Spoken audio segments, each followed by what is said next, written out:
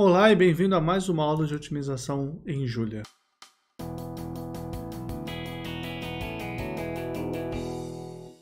Na aula de hoje a gente vai falar sobre convexidade. Vamos fazer essencialmente um monte de teoria. Espero que você não se assuste. É uma aula não muito longa, porque a gente não vai demonstrar muitas das coisas envolvidas aqui. Ela cabe para a graduação sim, tá? Apesar de ser bastante teoria. Então, vamos falar sobre convexidade. Convexidade pode ser um tópico que você já viu antes, tá? Primeiro a gente vai definir que um conjunto é convexo se ele satisfaz uma propriedade mágica de que todo segmento está dentro dele. Todo segmento de pontos desse conjunto continua dentro desse conjunto. Então, S, vamos falar, S contido no Rn é convexo se para qualquer dois pontos que eu tomar em S e qualquer lambda entre 0 e 1, temos que uma combinação dessa forma continua em S, ok? A saber, uma combinação dessa forma é chamada combinação convexa. Volta e meia a gente vai falar de combinação convexa, então é importante essa definição. Então, exemplos, se você tem um conjunto que é uma bola, ou uma elipse, ou alguma coisa assim, tudo é convexo, tá? Coisas que não são convexas, se você tem um feijãozinho, nem parece um feijão, mas enfim, se você tem uma coisa assim, não é convexo. Então aqui você pega qualquer ponto aqui, qualquer outro ponto, tá dentro, qualquer ponto, qualquer outro ponto, tá dentro. Aqui a mesma coisa, certo? E aqui, apesar dessas quinas todas, não faz diferença. Aqui se você pegar este ponto e este ponto, então você tem toda uma região que não está dentro, pior ainda. E aqui é a mesma coisa, se pegar um ponto aqui e um ponto aqui, você tem toda uma região que não está dentro. Beleza? Então os conjuntos daquele tipo da esquerda são convexos, os conjuntos do tipo da direita não são convexos.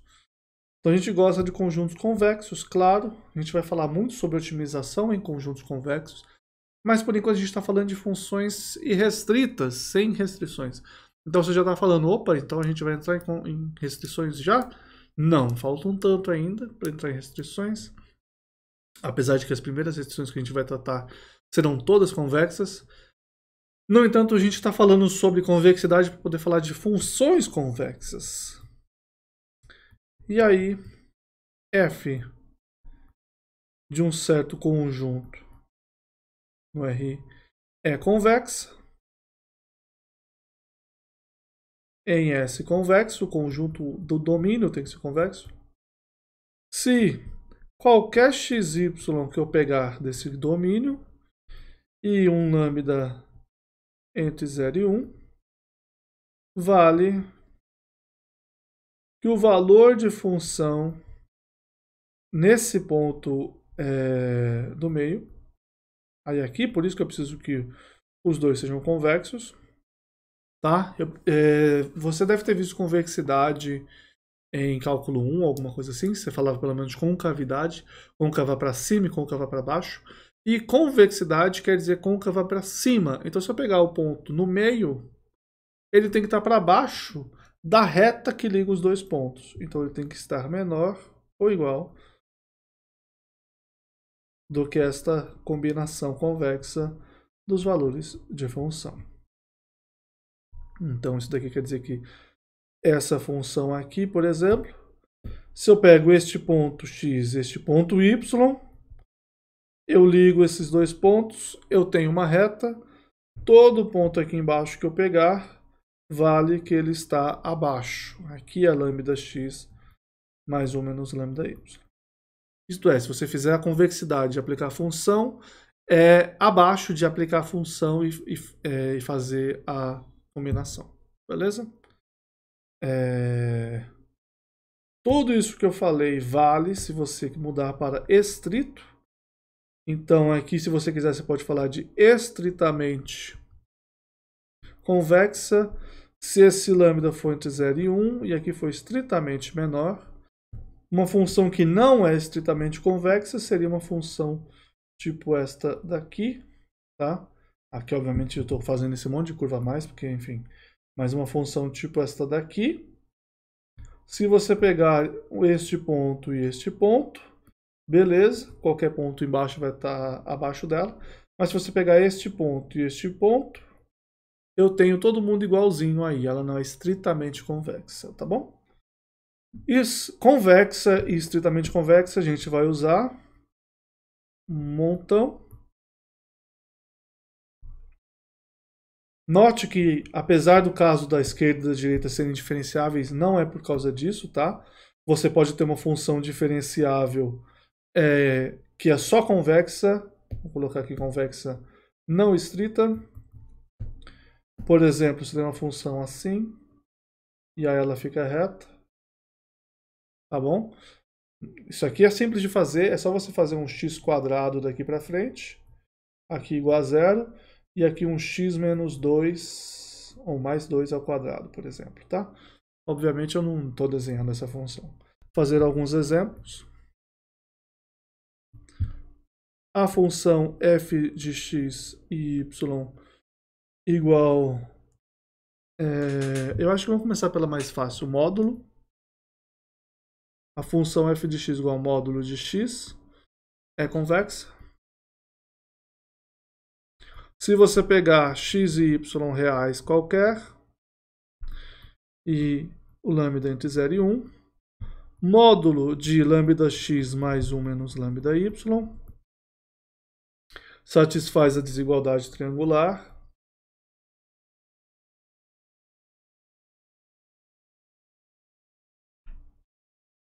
Lambda é positivo, então sai do módulo sem módulo. E 1 menos lambda também sai do módulo sem módulo. Bom, isso aqui vale. Vamos pegar um outro exemplo.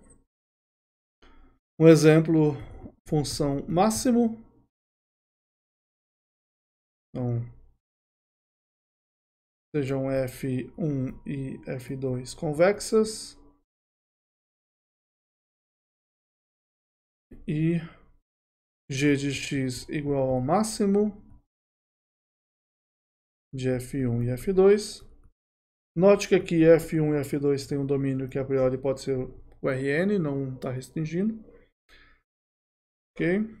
Então, para qualquer x e y no domínio e lambda no 0, 1, você tem que f1 de lambda x mais 1 menos lambda y é menor ou igual que lambda f1 de x mais 1 menos lambda f1 de y.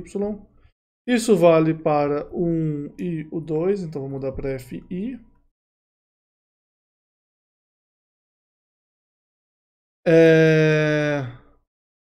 O g é o máximo.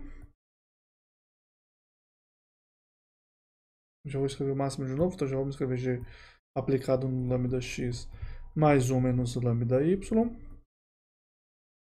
Isso é o máximo da função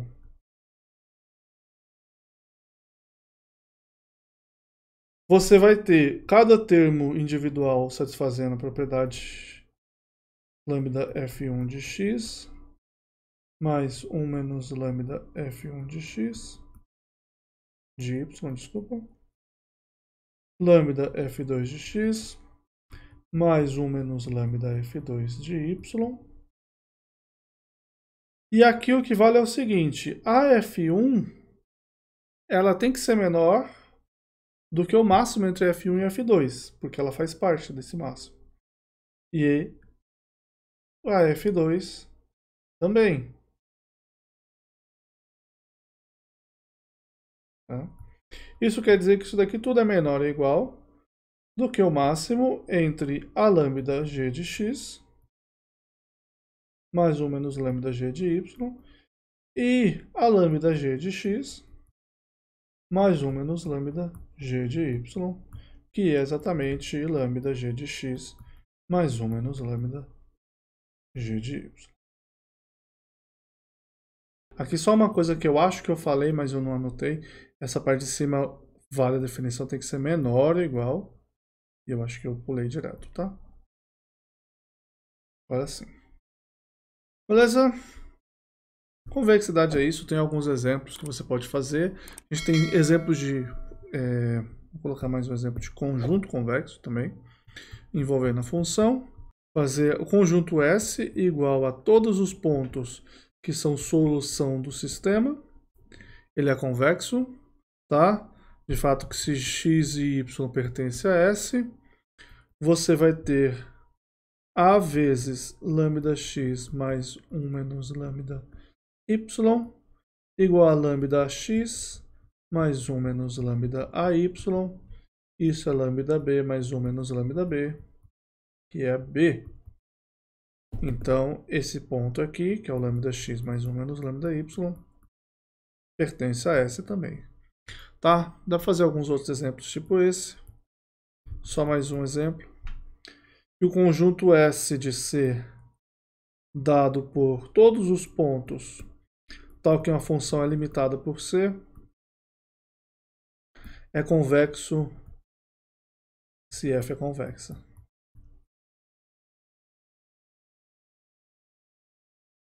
Ok? Então, seja x, y em SC, lambda entre 0 e 1. Daí você tem, isso daqui vale que f de x é menor ou igual a c, e f de y é menor ou igual a c, tá? Então o que a gente quer mostrar é justamente que f de lambda x mais 1 menos lambda y é menor ou igual a c. Só que a gente sabe pela convexidade da f que isso aqui é menor ou igual que lambda f de x mais 1 menos lambda f de y. E aí acabou. Isso aqui é lambda c mais 1 menos lambda c. Ok? Alguns exemplos de convexidade para a gente fazer conta. Voltando. Convexidade é bastante importante por uma coisa. Quando você tem convexidade, você garante que se você achar uma solução, ela é minimização, ela é o mínimo global. Tá? Então isso daqui eu vou escrever como um teorema. Que se F é convexa e x estrela é minimizador local, então x estrela é minimizador global. Ok? E a ideia é simples, a ideia é que se você tem um intervalo onde você é menor que todo mundo, mas a sua função ela é convexa, quer dizer que ela vai ter que continuar crescendo, porque ela não vai poder descer de novo ali. A demonstração dessa proposição, desse teorema, né, é um pouco chata, envolve um pouco de épsilons, enfim, não se assuste. A gente tem a definição dele ser minimizador global, então existe vamos usar um delta positivo, tal que se a distância de x para x estrela for menor que delta, então f de x estrela é menor ou igual que f de x, ok? Daí o que a gente faz é o seguinte, considera um x qualquer, aqui de novo assumindo Rn por enquanto, mas não precisa ser exatamente isso. Dado um x qualquer, você define d como sendo a distância do x para o x estrela, para simplificar. Daí, considera essa diferença, essa aplicação de função aqui, x estrela. E aí essa aplicação é uma aplicação convexa, a combinação convexa tem que dar menor ou igual que esse valor aqui nessa reta. Okay? Ou seja, eu peguei um ponto qualquer, falei, pega um ponto que seja combinação convexa, tem que valer essa propriedade aqui. Tá, e daí? Daí que esse cara da esquerda, ele é f de x aqui para qualquer lambda entre 0 e 1. Daí que esse cara da esquerda, ele é lambda de... Eu vou pegar o x estrela separadamente aqui, mais um lambda vezes d. Beleza? Por isso que eu defini o d lá em cima. E se o lambda for muito pequeno, bem pequeno, esse x estrela mais lambda d vai ser menor do que delta. Então, tome lambda igual a metade do delta sobre a norma de d, certo? Que é positivo, porque é um monte de número positivo. Daí, x estrela mais lambda d menos x estrela, ele vai ser igual a módulo, vamos colocar aqui, lambda norma de d, que é... Eu quero economizar espaço, então não vai dar. Lambda, que é metade delta vezes norma de d dividido por norma de d, que é isso daqui, que é estritamente menor que delta. Ou seja, esse cara x estrela mais lambda d, ele tem que estar dentro da bola para o qual o valor de função f de x estrela é minimizador local, isto é, o valor de função desse f de x estrela é maior do que o valor de função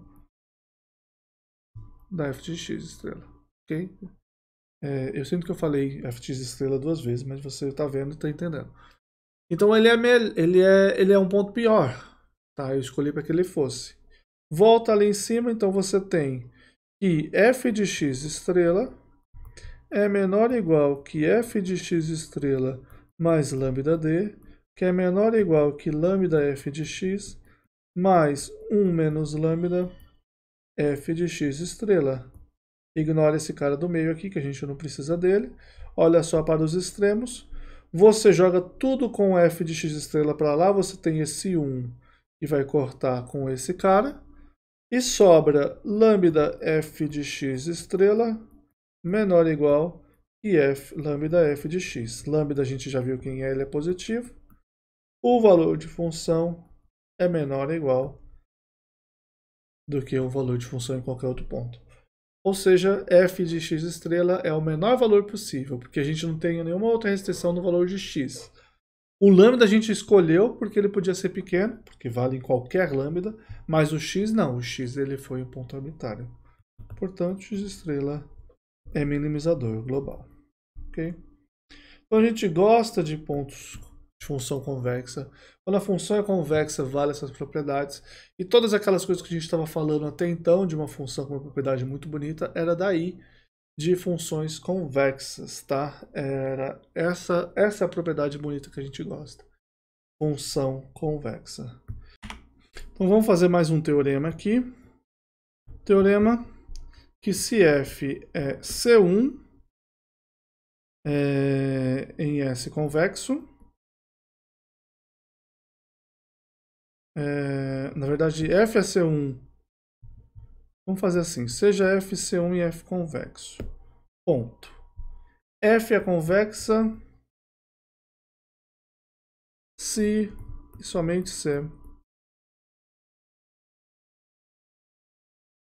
vale a propriedade, já que ela é C1 eu posso fazer gradientes com ela, então vale a propriedade de que esta diferença aqui, x, é maior ou igual que este produto interno aqui, para qualquer x, y em S. Ok? Então, se você pegar y como x mais d, que é como eu gosto de visualizar, você tem f de x mais d maior ou igual que f de x mais gradiente da f transposto d. Essa maneira, na minha opinião, é muito mais interessante de visualizar, mas a gente gosta de seguir os livros. Então, se você tem uma função assim, Você tem um ponto aqui. Quem que é esse f de x mais d? É a reta tangente, certo? Que é isso aqui. E o que você está falando é que a função em qualquer outro ponto é maior. Então o que você está dizendo é que a reta tangente segura a função. Pega esse ponto, segura. Pega esse ponto, segura. Tá bom? Ele sempre está segurando a função. Ali eu fiz um exemplo de uma quadrática, tá? Mas se você pegar uma função que não seja uma quadrática, uma coisa assim, aí faz ela bem devagarzinho, aí faz ela dar um bico para cima. Bom, ela não pode ter um bico. Uma curva acentuada para cima, continua valendo, tá? Nesse ponto é assim, nesse ponto é assado, nesse ponto é uma reta e a própria reta é a que suporta ele. Ok? Então vale isso. No caso da função não ser dos reais, porque eu não falei que ela precisa ser, esse cara do lado direito é a aproximação linear. Então em duas variáveis isso é um plano. Então você tem um plano segurando a minha função. Então se você tem uma certa função assim, você vai ter um plano segurando ela embaixo, ok? Vai ter um outro plano aqui. E todos esses planos, a função está sempre acima dele. Ok? Faz todo sentido, é muito bonito. E sai um método divertido a partir daí. Um outro teoreminha interessante é o seguinte. Seja f C2 em S convexo com interior de S não vazio. Tá? Interior quer dizer o que você imagina. Do ponto de vista de análise, tem uma definição, mas a gente não vai falar. Ou você viu a análise e sabe, ou você não viu e não vale a pena sofrer por causa disso aqui. Não vazio interior. Então F é convexa se e somente se a hessiana é semidefinida positiva.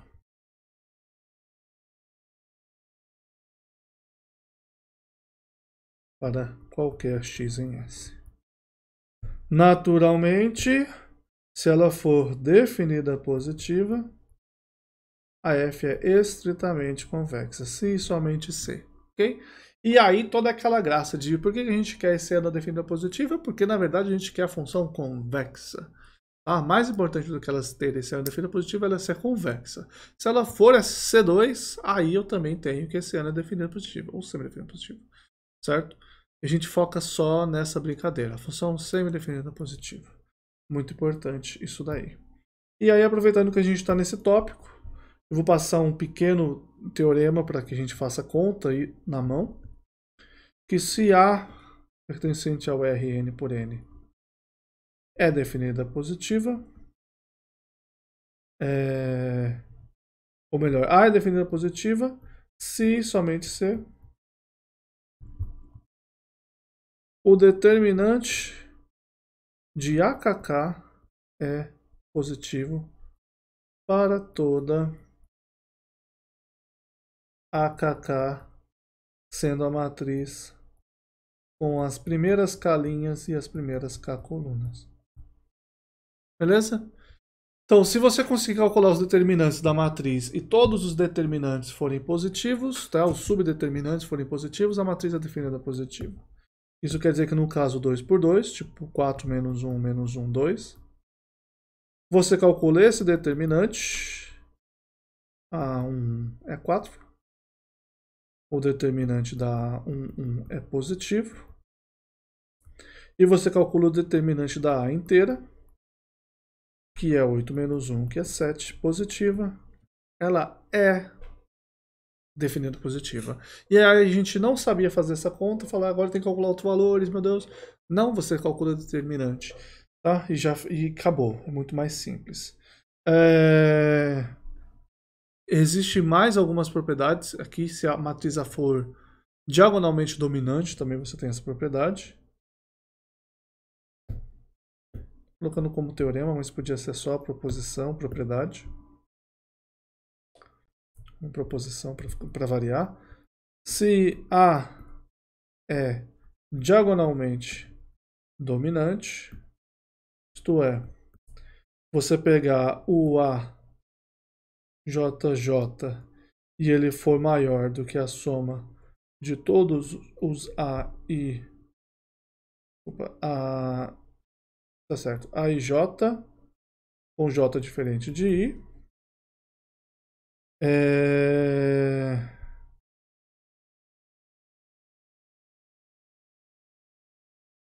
aqui deveria ser diagonalmente dominante com diagonal positiva, porque a priori eu acho que é possível ser diagonalmente dominante. Quer dizer, é possível, né, pela definição básica, só a diagonal ser maior que todo mundo. Ser diagonalmente dominante também tem utilidade quando você fala da diagonal não ser positiva, você fala dela ser não singular. Então, se A é diagonalmente dominante com a diagonal positiva, isto é, vale isso daí, então A é definida positiva. Tá? Estritamente definida positiva.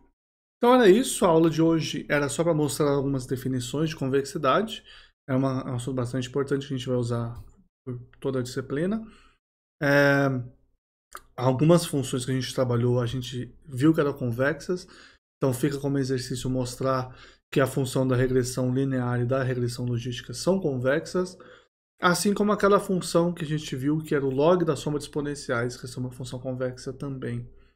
Ok? Algumas funções mais avançadas são convexas e a gente não consegue mostrar de uma maneira tão simples. Mas quando chegar numa situação dessa, a gente discute com mais detalhes, com mais calma. A aula de hoje foi bastante teórica, mas a gente precisa passar por essas teorias de vez em quando.